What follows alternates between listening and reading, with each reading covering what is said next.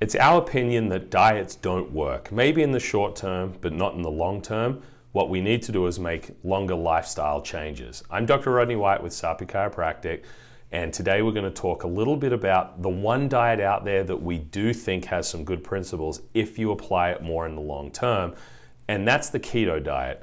The paleo diet, the keto diet, very similar, and they both have a really good foundation and fundamental, but that diet that you'll often see alone isn't enough. So Dr. Josh Axe has done a really great job in his book, The Keto Diet, where he brings in a whole bunch of other things that all fit what we would call universally healthy principles. And if you follow all of those, or at least follow them most of the time, you're going to get some really good results rather than just chasing a short-term gain with a diet. So let's dive in a little bit deeper to what he discusses with the keto diet. And some of these are what you'll see on any standard keto diet platform, but a lot of these things are normally missing. So the first reason why a keto diet does work pretty well, and again, we call it a keto diet, but let's call it a keto lifestyle change. The first reason it works well is because we focus on getting more of the super fats and a lot less protein and a lot less carbs and sugar. So why these super fats? Well, our body actually needs the fats more than we need protein. And that's what helps with curbing the hunger and appetite, and you'll need less calories when you fill your body with these very filling, what we call super fats. Things like avocados, olives, ghee, grass-fed butter, nuts and seeds, wild-caught salmon, anything with MCT oil or coconut oil, pasture-raised eggs, all those kind of things, whether it's in a meal or as a snack, you're always going to feel more full when you have those, and your body is going to thank you for it because those fats are very important for every cell in the body. Very different, and to not be confused with the nasty fats, the trans fats, the vegetable oils, all of these high-pressed oils that actually cause a lot of inflammation in the body, as opposed to calming the inflammation like these good fats and the good cholesterol that they produce. Then with protein, unless you're really trying to build muscle as a bodybuilder, you don't need as much protein as you think you do. We've done some other videos and podcasts where we talk about some formulas you can work out from your body weight, how many grams of protein you should have, but just know that it's probably a lot less than what you have been led to believe you need. And with your protein, you want to make sure you're getting the right kind of protein. So one thing we don't get enough of in today's day and age is collagen. Collagen makes up all of our ligaments and tendons and tissues. It's very, very important. And you're only really going to get it if you eat organ meats, eating meat off a bone down to the bone, so eating the tendons and ligaments and cartilage. And a lot of people don't want to do that, or they're not getting very good quality organ meat or organ bone meat to begin with. So collagen is one thing you can supplement with. A good quality collagen protein or bone broth protein normally has collagen in it as well. You can just put those in a protein smoothie shake. A lot of them come with a really good flavored taste. You can get some really good quality ones with that.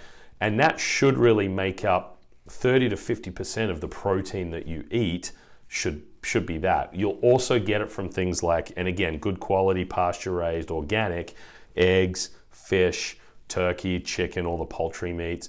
Mushrooms are high in collagen, turmeric, all your high vitamin C vegetables are going to be high in collagen, broccoli, citrus fruits, bell peppers, those kind of things. And then with the keto diet, we want a very small amount of carbs because carbs break down into sugar, and we know that every time we consume sugar, it rapidly speeds up our cells' aging process. So you literally age faster the more sugar that you eat. So that's a big deal. What else do we want to make sure we're getting? Because it's not just eat a bunch of fats, a little protein, and virtually no carbs and be done. You still need a lot of other things to keep you healthy. So we need a lot of vegetables. Really, they should be served at almost every meal, or at least lunch and dinner. And vegetables also mean things we put in salads, like our dark leafy greens, because vegetables are very good at taking out a lot of the inflammation in our body because they keep our pH a little more alkalinic rather than acidic, which is where a lot of bad things happen. And they're also very, very dense with nutrients that we need and very good fiber. So it will help your gut system stay fairly regulated and help feed all the good bacteria we have there. So what kind of veggies? We mentioned dark leafy greens, mushrooms, again, you'll see that pop up a lot. Avocados are classed as a vegetable and they're very good with fiber, but we've already mentioned that with our fats. Radishes, cucumbers, Brussels sprouts, broccoli, cabbage. You're hearing a lot of the cruciferous vegetables there. One thing to take note of, if you eat a lot of cruciferous vegetables, they produce a sulfur, which is usually pretty good for us, but if you test positive for the MTHFR gene, like I do personally, your body will struggle at detoxing some of that, and you can actually overload your body with toxins by eating what should be good foods if you eat too much cruciferous vegetables. So if you're eating a lot of Brussels sprouts, broccoli, cauliflower, and your stomach starts to act up, it's probably a sign you need to back off that a little bit. What else do we want then? Herbs are very important. There's a reason herbs and spices have been around for thousands of years in the East. Again, these are even more nutri-dense than vegetables. They're vitally important for every cell in our body. They will take the herbs and spices and use a lot of those things to stay healthy. So what kind of things are we talking here? Cinnamon, turmeric again, ashwagandha, licorice root, holy basil, Asian ginseng. All of those things are going to help. Now we also have to focus on what's our hydration like, because again, we can't eat really well like this and then fill up on crappy liquid or not enough water. So a simple rule of thumb we've always talked about is weigh yourself, and whatever you weigh in pounds, drink half that a day in fluid ounces. And we need it to be clean filtered water. All of the chemicals and heavy metals unfortunately in our city water supply is just overloading your body, and it's full of toxins, and it makes your body really struggle to detox it. So it's got to be clean filtered water. You also want to add in either some mineral supplements or at least some Himalayan salt to get the electrolytes up, because most of us are drinking all this water and not being able to hold on to a lot of it because our body doesn't get all the electrolytes out of it. And if you are eating more of a keto style lifestyle and more fats and you're burning ketones, you'll burn electrolytes a little quicker. So you want to always add that in there. Now, caffeine, if needed, if you first start getting off sugar and your body crashes a little bit, make sure it's good quality caffeine or a good quality organic coffee. I've always liked the Bulletproof coffee. I think they do a really good job at monitoring the quality of coffee that they have. And you can add a lot of fats to your coffee. You can add ghee or grass-fed butter, coconut oil, all of these things instead of dairy that makes it an actual healthy fat hit, as well as the caffeine to wake you up if needed. But again, all of this, great, now is our diet, but if we don't take care of other things, we're not living this healthy lifestyle that will lead to the best results, even if you are doing this keto style. So we also need to make sure we're getting good quality sleep, 8 hours a night minimum. So stop eating 3 hours before you go to bed, limit the blue screen lights before bed. If you're going to be on phones before you go to sleep, put the nighttime mode on. Sleep is very, very important. It's going to help your body utilize all these good nutrients you're now eating. And of course, exercise.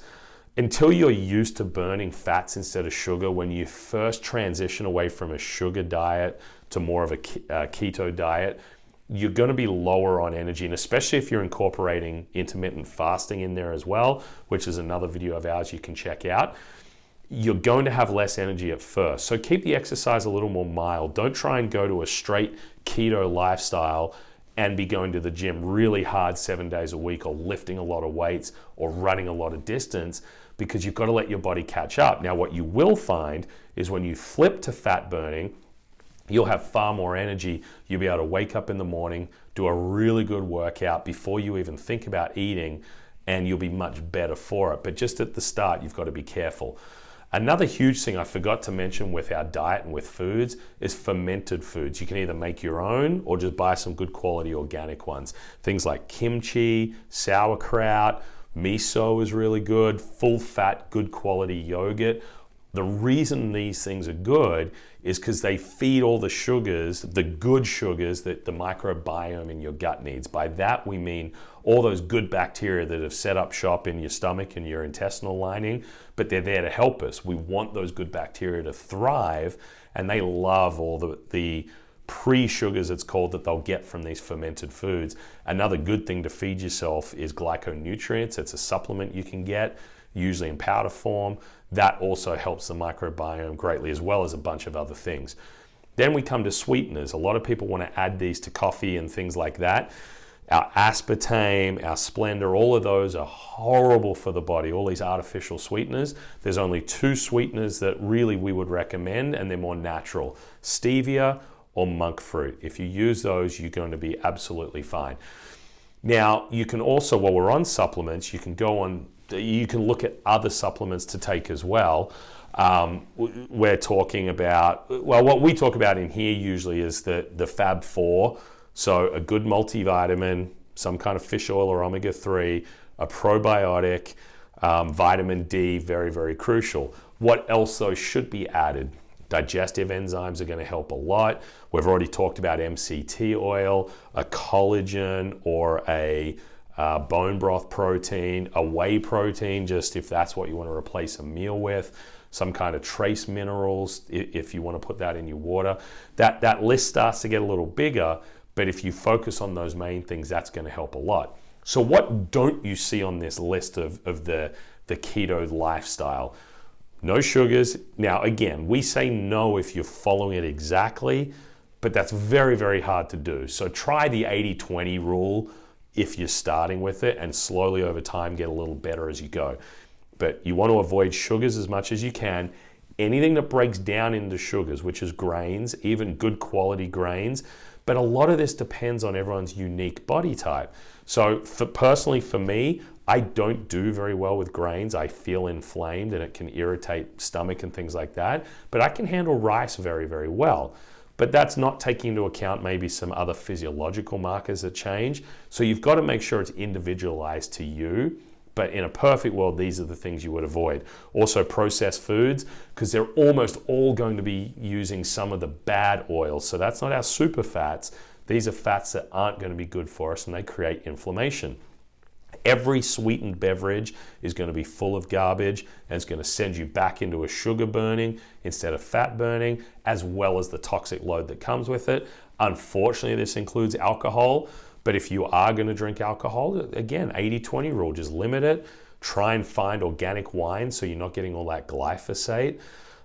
Stick to better quality liquors. And unfortunately, most beers are just going to be fully loaded with a lot of this nasty stuff. What else isn't on this list? Dairy. Now, we did say full-fat yogurt and grass-fed butter, but anything that's not grass-fed and any cow's milk or low-fat dairy is really going to inflame your body again. It's just not going to be very good quality. Now, if you live on a farm and you know your cows are eating grass all day and they're not getting pumped full of antibiotics and they're not full of inflammation, you could drink that whole-fat cow's milk as a treat, and it's going to be probably very good for you. But you want to avoid it when you're buying it from the stores. Really, the only dairy, if you're going to follow a lifestyle like this, is ghee. Goat's milk is okay because there's different protein structure in there and our body can break it down. Grass-fed butter and grass-fed cured cheeses like Parmesan cheese, things like that. And then we would be remiss if we didn't talk about stress reduction, because what we're covering here is how to keep your body avoiding a lot of the chemical stresses we come in contact with. We're constantly doing videos about physical stress because that's what we often deal with as a chiropractor.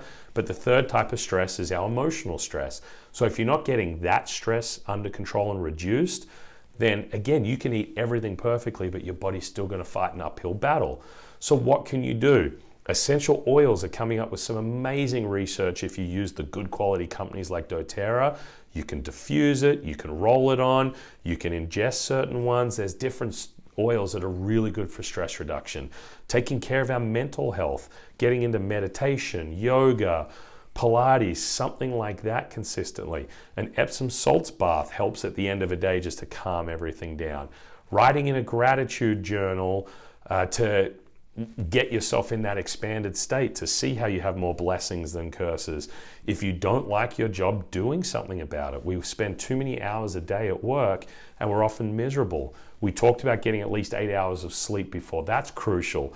Being more social, and by social we mean going to environments or hanging around people that you enjoy, that lifts you up, that makes you vibrate on a higher level. Decreasing technology. Technology, not only does it fry our brain, but it traps us in this world of comparison and envy and negativity and all these things. So I guarantee you, if you do all of this stuff, you will feel and function better. Now, our medical disclaimer we always put on every video or podcast or everything is, if you have specific health issues, you need to work with your MD, depending what it is, maybe your functional medicine practitioner, a chiropractor, whoever it is. When you shift into something like this and you're changing your lifestyle, you need supervision. But if you just want to feel better and you've got nothing specific going wrong and you want to try this, I guarantee you're going to notice huge health changes if you do it. So if you have any questions at all, send us a direct message on whatever platform you're listening to this on. If it's on our podcast, you can email us at drwhite@sarpychiro.com. You can go to our website, sarpychiro.com. If it's on YouTube, you'll be able to click on the link in the show notes there and in the transcript. If you're watching this on Facebook or Instagram or anything else, just send us a message or reach out to us. We'd be happy to help you. And if you've got any other ideas on similar things you'd like us to do some content on, please don't hesitate to reach out. Thanks for your attention, and we'll see you next time.